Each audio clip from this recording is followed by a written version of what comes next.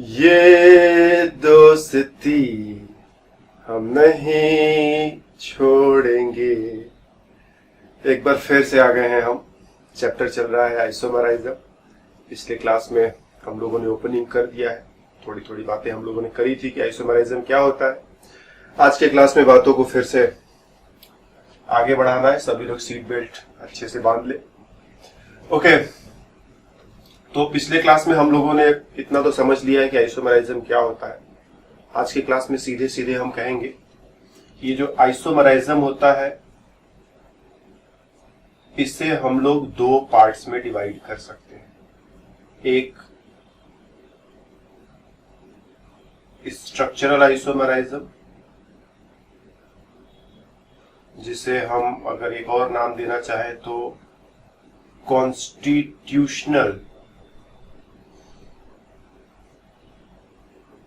आइसोमराइज्म। बस नाम की ही सारी लड़ाई यहाँ चलती रहती है, पता नहीं कैसी पढ़ाई है, काम की कोई बात ही नहीं होती। Okay, structural आइसोमराइज्म।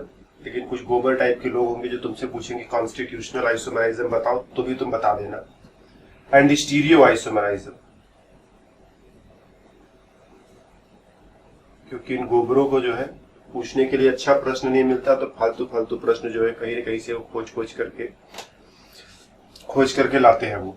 तो स्टीरियो आइसोमराइज्म, और इसका भी एक और नाम कॉन्फिगरेशनल आइसोमराइज्म। तो स्ट्रक्चरल आइसोमराइज्म एंड स्टीरियो आइसोमराइज्म के दो पार्ट होंगे। इन दोनों को आज के क्लास में हम लोग समझने की कोशिश करेंगे। पिछले क्लास में हम लोगों ने समझा था आइसोमराइज्म, ऑर्गेनिक कंपाउंड्स में आइसोमराइज्म जो है चेन आइसोमराइज्म हो सकता है, पोजीशन आइसोमराइज्म हो सकता है, फंक्शनल ग्रुप आइसोमराइज्म हो सकता है, रिंग चेन आइसोमराइज्म हो सकता है। इन सब को जो है हम लोग स्ट्रक्चरल आइसोमराइज्म की कैटेगरी में रखते हैं। जैसे अगर हम लोग इन दो कंपाउंड्स को देखें,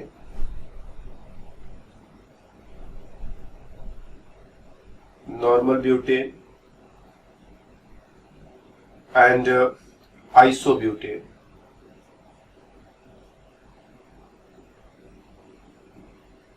दोनों का मॉलिक्यूलर फॉर्मूला C4H10। तो जैसा कि हम लोग जानते हैं दो कंपाउंड्स हैं, नॉर्मल ब्यूटेन एंड आइसोब्यूटेन। कैसे पता चलता है कि दो कंपाउंड्स हैं? तो दोनों का अपना अपना बॉइलिंग पॉइंट होगा, मेल्टिंग पॉइंट होगा, दोनों की अपनी अपनी प्रॉपर्टीज होंगी। तो इनकी प्रॉपर्टीज में तुलना करके हम जान सकते हैं कि ये अलग अलग चीजें। तो नॉर्मल ब्यूटेन एंड आइसोब्यूटेन, दोनों में अंतर क्या है? कार्बन चेन का अंतर है। तो हम लोग कहते हैं दोनों जो है एक दूसरे के चेन आइसोमर्स हैं।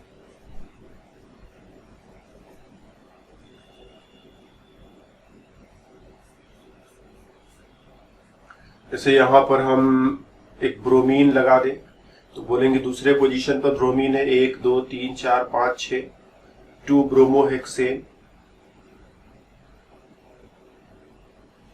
और इसका एक आइसोमर तैयार कर लिया जाए। हम लोग यहां पर ब्रोमीन लगा दे, पहला दूसरा तीसरा कार्बन है तो 3 ब्रोमोहेक्सेन। हम कहते हैं कि इन दोनों के बीच में जो है वो पोजीशन आइसोमराइज्म है।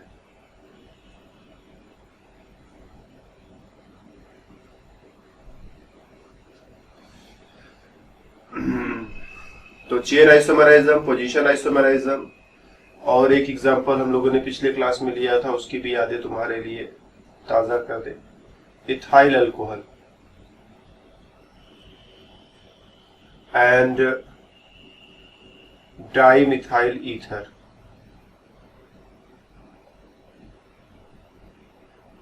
इसमें अलग फंक्शनल ग्रुप, इसमें अलग फंक्शनल ग्रुप।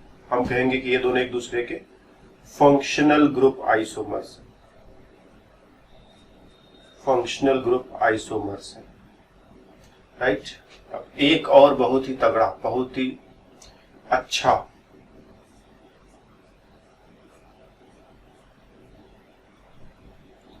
इस एग्जांपल को देखना, और अब इस एग्जांपल को देखना।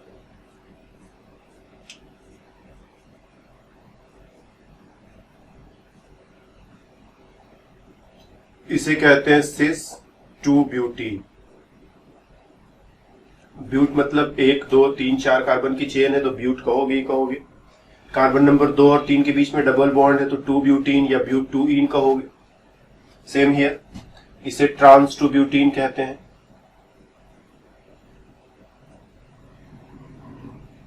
Trans two butene. Two butene क्यों कह रहे हैं? क्योंकि 1 2 3 4 कार्बन एटम्स का कंटिन्यूअस चेन है, so ब्यूट।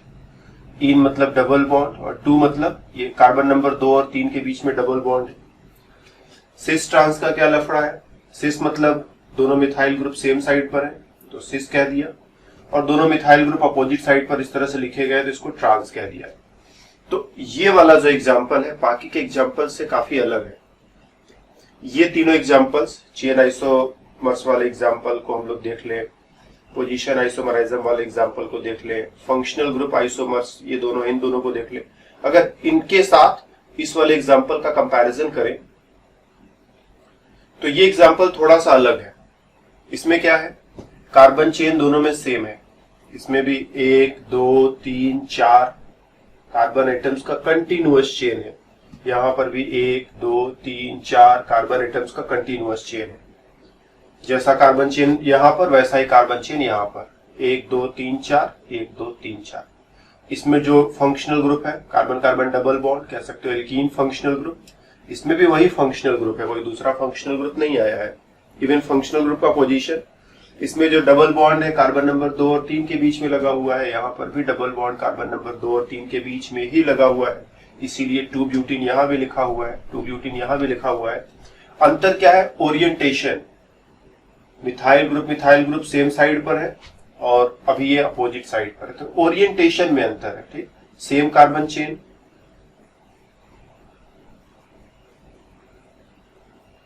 Same functional group,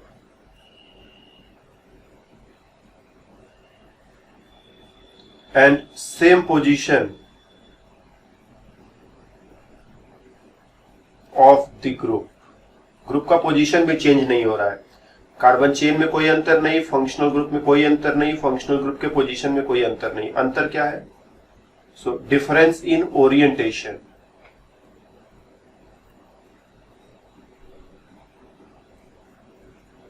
difference in orientation, orientation का अंतर है। यहां पर दोनों मिथाइल ग्रुप सेम साइड पर, यहां दोनों मिथाइल ग्रुप अपोजिट साइड पर। इधर क्या हो रहा है? कार्बन चेन में अंतर है। यहां क्या है? ग्रुप के पोजीशन में अंतर है, ये दूसरे पोजीशन पर, ये तीसरे पोजीशन पर। यहां पर क्या हुआ? फंक्शनल ग्रुप ही बदल गया। तो अगर इन तीनों एग्जांपल्स में हम ध्यान से समझें कि क्या चेंज हो रहा है, तो एटम्स की कनेक्टिविटी चेंज हो रही है। एटम्स एक जगह से उठ करके दूसरी जगह जा रहे हैं।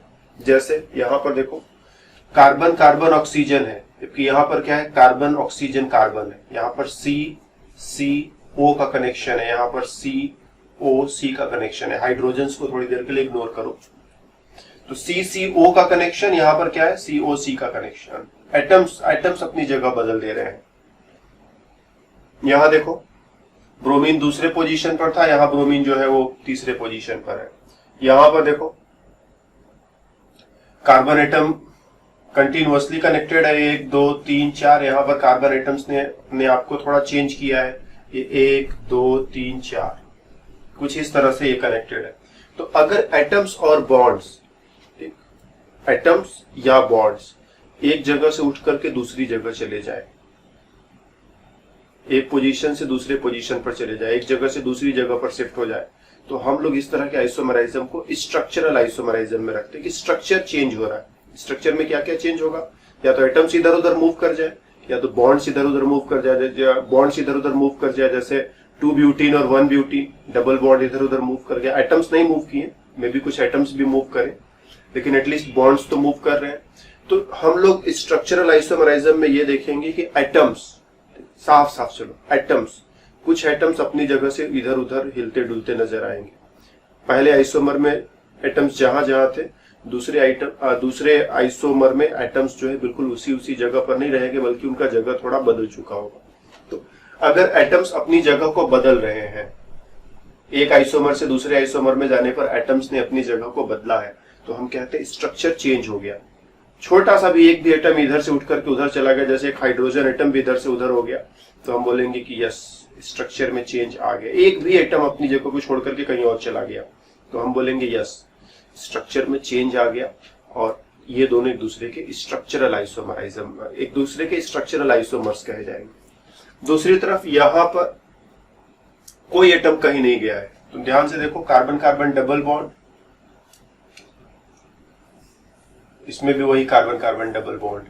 इस कार्बन के साथ क्या क्या दो ग्रुप्स लगे हुए हैं, क्या यहां पर भी वही ग्रुप्स हैं? तो आंसर है हाँ, बिल्कुल वही group, hydrogen methyl, hydrogen methyl. इस कार्बन के साथ यहां पर क्या क्या दो ग्रुप्स हैं, क्या यहां पर भी वही दोनों ग्रुप्स हैं? तो आंसर है ग्रुप तो वही दोनों है, लेकिन ओरिएंटेशन बदल गया है।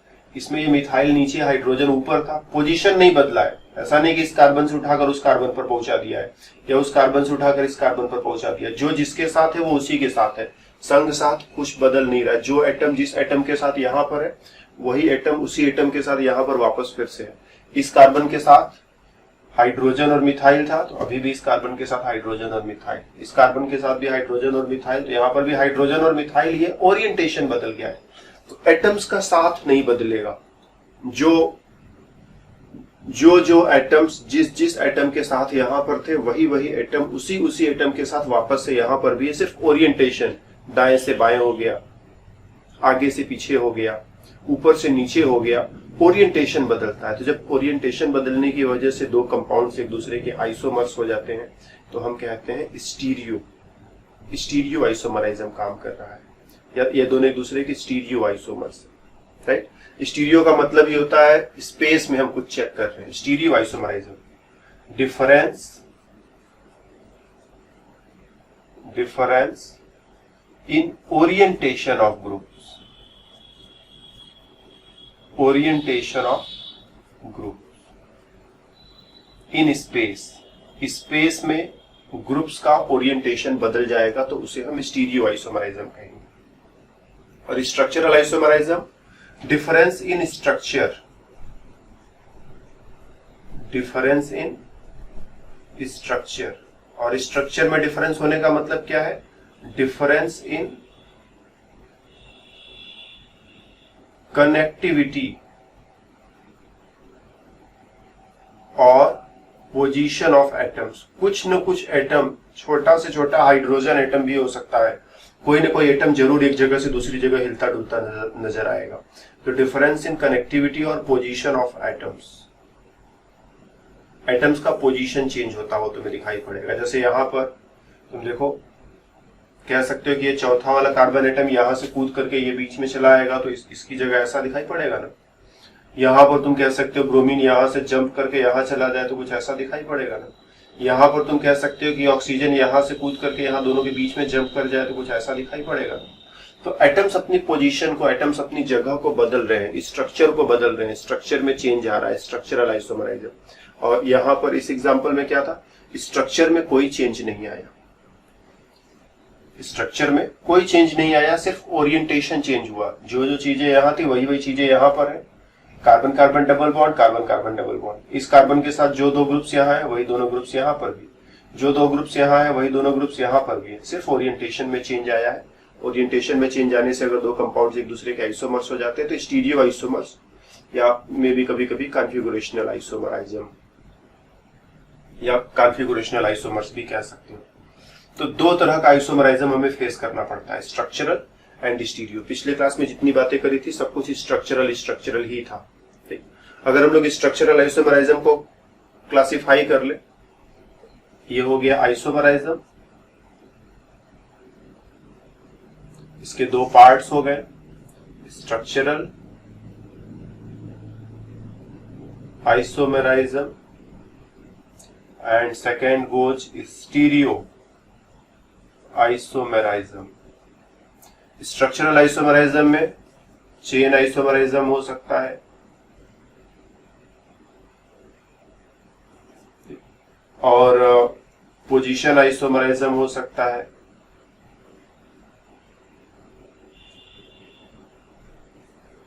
फंक्शनल ग्रुप आइसोमराइज्म हो सकता है।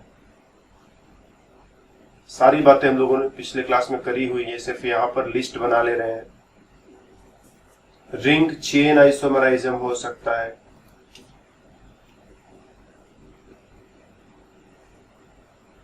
चारों पर हम लोगों ने पिछले क्लास में डिस्कशन किया हुआ है। और पांचवा एक मेटामेरिज्म हो सकता है, इसको हम लोगों ने पिछले क्लास में नहीं देखा था, इस क्लास में भी नहीं देखेंगे, नाम सिर्फ लिख दिया है, इसको कहीं दूसरी जगह देखेंगे, ये बीच में कबाड़ा कर देता है। टॉर्टोमेरिज्म, ये बहुत ही डीप कॉन्सेप्ट है, ठीक, इसको भी यहाँ पर नहीं देखेंगे, दूसरे क्लास में देखेंगे, लेकिन चूंकि हम लोग लिस्ट बना रहे हैं तो स्ट्रक्चरल आइसोमेरिज्म में इन सबको काउंट किया जा सकता है। इन चारों को हमने देख डाला है, इन दोनों को हम लोग दो सेपरेट क्लासेस में, ये तो बहुत ही छोटा सा पॉइंट है, मे भी 5 ही मिनट चले, ये बहुत गहरा टॉपिक है, हो सकता है 1 आध घंटा हम लोगों को बात करना पड़ जाए, तो हम लोग बात करेंगे, डोंट वरी। स्टीरियो आइसोमेरिज्म में दो तरीका, एक जियोमेट्रिकल आइसोमेरिज्म और दूसरा ऑप्टिकल आइसोमेरिज्म।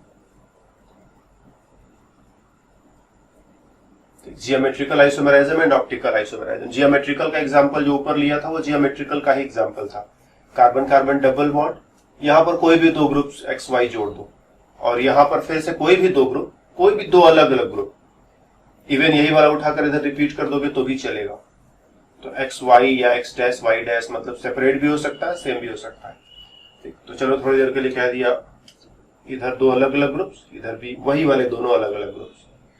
अब इसको लिखते समय हम ऐसा लिख सकते हैं कि x और x सेम साइड पर, y सेम साइड पर, या फिर ऐसा भी लिख सकते हैं कि x और x अपोजिट साइड पर और y और y अपोजिट साइड पर। ध्यान देना, पोजीशन वगैरह नहीं बदला, इस कार्बन के साथ xy तो अभी भी कार्बन के साथ xy, इस कार्बन के साथ xy तो यहाँ पर अभी भी xy ही है, बस केवल ओरिएंटेशन बदल गया है, अभी दोनों सेम साइड पर हुआ करते थे, अब दोनों अपोजिट साइड पर हो गए। अगर हम ऐसा कर दें कि इधर x x कर दें और इधर y y कर दें, तो इसके लिए क्या होगा, x को इस पर से उठाकर उस कार्बन पर ले जाना पड़ेगा और y को इस कार्बन से उठाकर इस कार्बन पर ले जाना पड़ेगा, फिर ये दोनों स्ट्रक्चरल आइसोमर्स हो जाएंगे। तो इन दोनों को नहीं कहना है ना, इसको हटा रहे हैं आप, ये दोनों एक दूसरे के स्टीरियो आइसोमर्स है। स्टीरियो में भी जियोमेट्रिकल बोलते हैं, जियोमेट्रिकल, ठीक। तो ये सिर्फ एक एग्जांपल है कि कार्बन कार्बन डबल बॉन्ड रहे बीच में, इधर दो अलग अलग ग्रुप, कुछ भी दो अलग अलग ग्रुप लगा दो, यहां पर कुछ भी दो अलग अलग ग्रुप लगा दो, और स्पेस में इसको दो तरह से, ओरिएंटेशन के बेसिस पर स्पेस में इसके दो तरह की सिचुएशंस आ सकते हैं, एक ऐसा और दूसरा ऐसा। ये दोनों एक दूसरे के आइसोमर्स कहे जाते हैं और दोनों एक दूसरे का जियोमेट्रिकल आइसोमर कहते हैं, राइट। होता क्या है कि डबल बॉन्ड जो होता है उसके अराउंड फ्री रोटेशन नहीं होता, जैसे मेरे हाथ में ये पेन देख रहे हो, अब इसको हम चाहे तो ऐसे रोटेट कर सकते हैं फ्रीली, लेकिन अगर हम दो पेन से एक साथ पकड़ लेना, हालांकि ये बहुत बढ़िया लॉजिक नहीं है लेकिन फिर भी काम चला हुआ है, दो पेन से एक साथ पकड़ ले और इसको रोटेट करने की कोशिश करें, वो फ्रीली रोटेट नहीं होगा, दोनों एक दूसरे के रास्ते में आकर के अटक जाते हैं। ज्यादा जोर लगाएंगे तो पेन टूट जाएगा, बहुत कीमती पेन हम तोड़ना नहीं चाहते, कीमती तो छोड़ो, टूट जाएगा तो जल्दी मिलेगा नहीं। तो डबल बॉन्ड है, रोटेट नहीं करेगा, तो अगर दोनों एक्स सेम साइड पर है तो अपने आप अपोजिट साइड पर नहीं जा सकते, या अपोजिट साइड पर है तो रोटेट करके अपने आप सेम साइड पर नहीं आ सकते। तो ये डबल बॉन्ड के बीच में जरूरत है, सिंगल बॉन्ड के अराउंड इस तरह का सिचुएशन नहीं आ सकता, राइट। हम लोग जियोमेट्रिकल आइसोमेरिज्म पर एक सेपरेट क्लास में डिस्कस करेंगे, लेकिन फिलहाल यहाँ पर थोड़ा सा just overview, carbon carbon double bond, यहाँ दो अलग अलग ग्रुप, यहाँ दो अलग अलग ग्रुप हो जाएगा, कुछ भी दो अलग अलग ग्रुप लगा दो, जैसे हम कह दें कि कार्बन कार्बन डबल बॉन्ड लगाया, यहां पर लगा दिया मिथाइल, यहां पर लगा दिया इथाइल, और यहां पर दो हाइड्रोजन लगा दे, क्या इसमें जियोमेट्रिकल आइसोमेरिज्म होगा? तो आंसर है नो, ये दोनों सेम है, नहीं हो पाएगा। कह दे कार्बन कार्बन डबल बॉन्ड, यहां पर क्लोरीन, यहां पर ब्रोमीन, और यहां पर क्लोरीन, यहां पर ब्रोमीन, क्या इसमें जियोमेट्रिकल आइसोमेरिज्म है? हो पाएगा, आंसर है यस।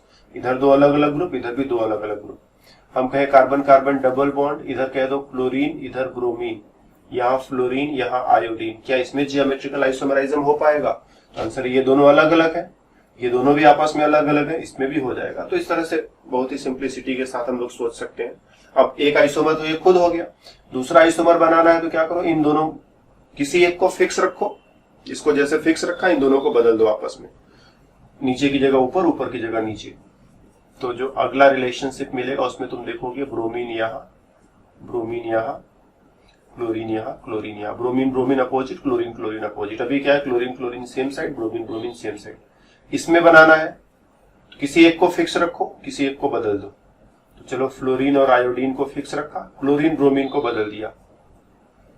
तो यहां पर क्या हुआ, फ्लोरीन के साथ में क्लोरीन है, जबकि यहां पर क्या है, फ्लोरीन के साथ में ब्रोमीन है। तो अंतर आया ना।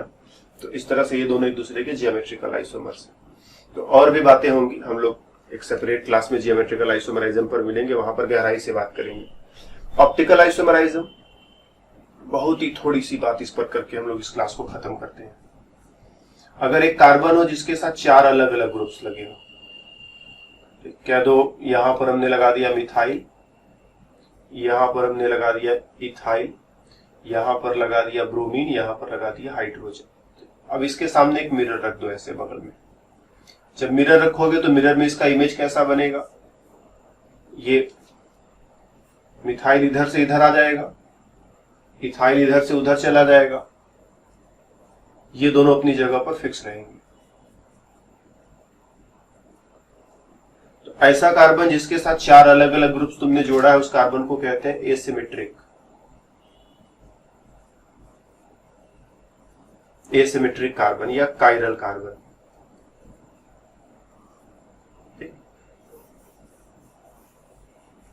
एसिमेट्रिक कार्बन या कायरल कार्बन। और इस कार्बन पे चारों ग्रुप्स को 2 तरह से अरेंज किया जा सकता है, एक तो ऐसा, दूसरा ऐसा, और दोनों एक दूसरे के मिरर इमेज होते हैं। जैसे हमारे दोनों हाथ है ना, दोनों एक दूसरे के मिरर इमेज है, बीच में मिरर इमेजिन करो तो ये वाला इसका इमेज दिखाई पड़ेगा और ये वाला इसका इमेज दिखाई पड़ेगा, दोनों एक दूसरे के मिरर इमेज। क्या दोनों सेम है? क्या ये दोनों सेम है? दिखने में लगता है हाँ दोनों एक ही जैसे हैं, सेम है, लेकिन जो लोग क्रिकेट खेलते हैं, अच्छा वाला क्रिकेट, प्रोफेशनल क्रिकेट, वो बैटिंग के समय दोनों हाथों में ग्लव्स पहनते हैं। दाएं हाथ का ग्लव बाएं हाथ में, बाएं हाथ का ग्लव दाएं हाथ में फिट नहीं हो पाएगा। मतलब जरूर दोनों हाथ अलग अलग हैं और इसलिए दोनों के लिए 2 अलग अलग ग्लव्स होते हैं। तो कुछ वैसा सिचुएशन यहाँ पर। देखने में दोनों काफी कुछ एक जैसे लग रहे होंगे, लेकिन दोनों लेफ्ट राइट हैंड की तरह से हैं। ये अलग है, ये अलग है। हम लोग कहते हैं दोनों एक दूसरे के मिरर इमेज है, मिरर इमेज है, but non super imposable, non super imposable. और ये दोनों 2 अलग अलग कंपाउंड्स हैं।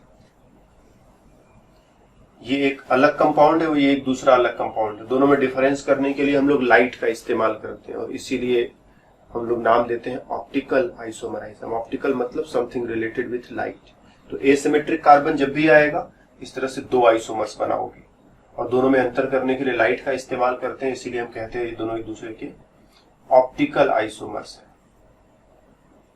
ऑप्टिकल आइसोमर्स, क्योंकि हम इसमें लाइट, और वो भी कैसा light, special light, plane polarised light, plane polarised light. दोनों में से एक क्या करता है, लाइट के एक्सिस को क्लॉकवाइज घुमाएगा तो दूसरा एंटी क्लॉकवाइज घुमाएगा। उतना ही घुमाएगा जितना ये घुमाएगा, उतना ये भी घुमाएगा। अगर इसने 50 डिग्री क्लॉकवाइज लाइट के एक्सिस को घुमाया है तो ये 50 डिग्री एंटी क्लॉकवाइज घुमाएगा। दोनों लाइट के एक्सिस को अलग अलग अमाउंट से रोटेट करते हैं और लाइट की मदद से दोनों में अंतर कर पाते हैं, इसीलिए नाम दे देते हैं ऑप्टिकल आइसोमराइज्म। तो स्टीरियो आइसोमराइज्म में 2 ही पार्ट्स हैं, जियोमेट्रिकल एंड ऑप्टिकल। तो आज के क्लास में बस हमको इतने पर ही रुकना है। हमको एकदम बहुत कोई